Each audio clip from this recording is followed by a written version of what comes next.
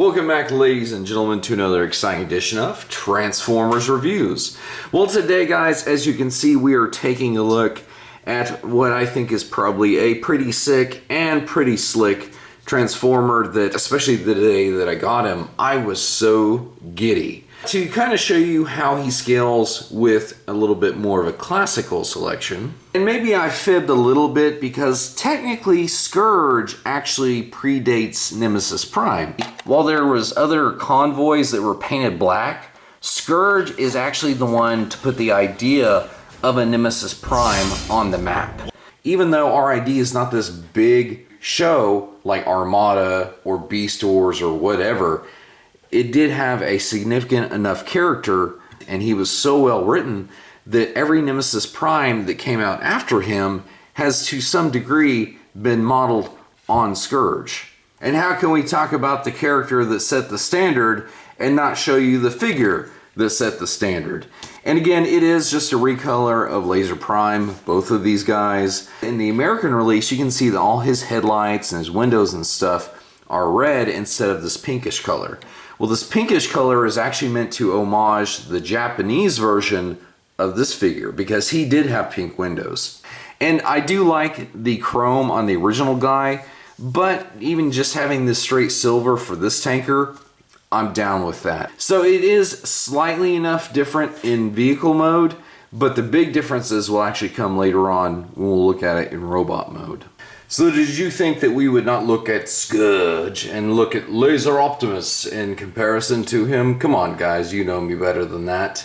And I have to say that despite Laser Prime's wild 90s colors, I'm gonna have to give it to Scourge because obviously in black it looks a lot better. Now, one of the things that I did notice on Laser Optimus Prime is they only went to the level of painting this to homage again that figure, and they left the rest of this plastic its natural color.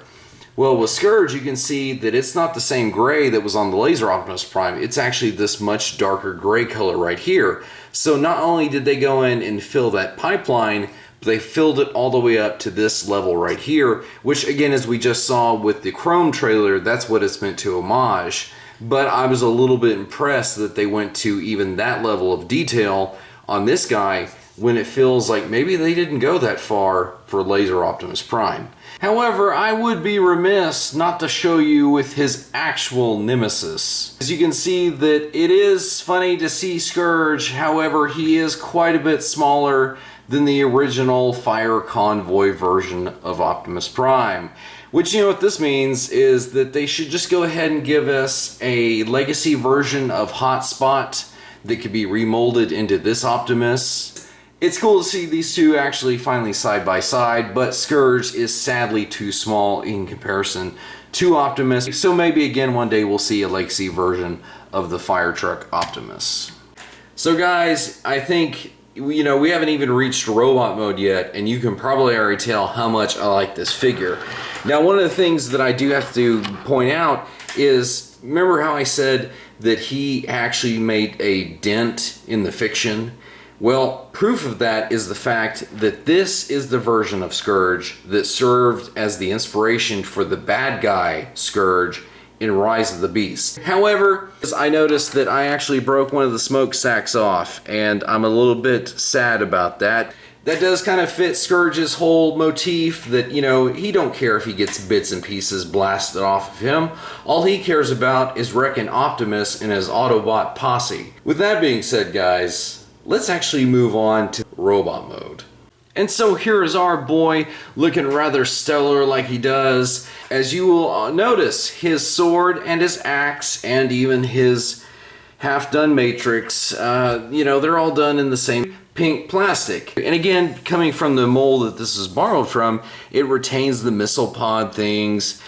However, despite that being the case, while I'm not a fan of this overall axe sword design sort of thing, and even less of the Matrix, it does kind of homage the sort of see-through red sword that his original release had, but still it doesn't feel like what this figure needs. If you actually take a minute to look around your collection and you look at some of your Target Masters and you're like, hey, you know what that sort of looks like? the blaster that Scourge actually used a couple times in the show. And yes, even though this sword is not a 1-to-1 and it is the wrong color, yeah, I think that he totally owns it. No matter, even if you use his standard weapons, that with all he's capable of interacting with, blast effects and other figures, and just how posable he is, and you know, he looks good with set pieces. This mold is just super awesome. However, I do have to say that a lot of his QC issues seem to have been fixed since the release of Laser Prime, because the joints are tighter, they don't pop off as easy, and I just feel like maybe they tweaked it just enough to improve Scourge's release. Now, one thing that I do also have to bring up is, did anybody else catch the trend that's happened basically since like the Age of Extinction? Is that every Optimus Prime for some reason needs a sword, and for some reason every Ultra Magnus needs a hammer, and for some reason are they going to start adding that Bumblebee needs a trident? Not that I'm complaining, but it's just something I noticed. So here we can actually see Scourge with some of the molds that the bad guys used during their stint on the show, and I have to say that Scourge does slot in rather nicely. However, we can't just show him off with only Megatron and the baddies. We again have to show him squaring off against his hated rival. But you know what? It is as much fun to see these guys squaring off in robot mode as it was to see them paired off in vehicle mode. So like I said earlier, I think that they all each share maybe a tiny aspect of Scourge's personality, but none of them have come to rival this dude in his entirety yet.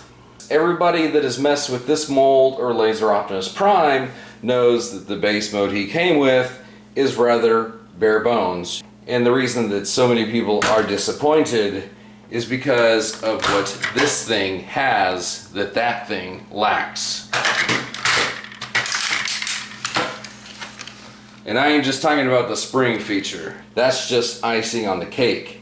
The thing that a lot of people were upset was, instead of a repair claw, the G2 Prime and Scourge had this bellow-powered missile launcher. And another thing that's a sore point is the fact that they don't have the disc launcher. And I get it, they're working within a price point, let's admit that. And to a degree, they tried to merge the gun and the disc launcher into the circular gun up here, which, again, I understand price point limitation, but that's kind of some weak sauce that we're dealing with. And then the other thing that's totally missing is this 5 missile launcher over here. So you can understand where a lot of us that dealt with this, or the electronic glory of Laser Prime, that you can understand why we're a little bit disappointed in the deck that we got with Legacy Scourge. However, if you guys saw my live stream, is you can deck this thing out with weaponizers, battle masters, blasters. I mean, look at this whole thing. It has got so many combat ports on it that you can arm it up in any way that you so please. So like I may have mentioned before, I was absolutely giddy to get Scourge.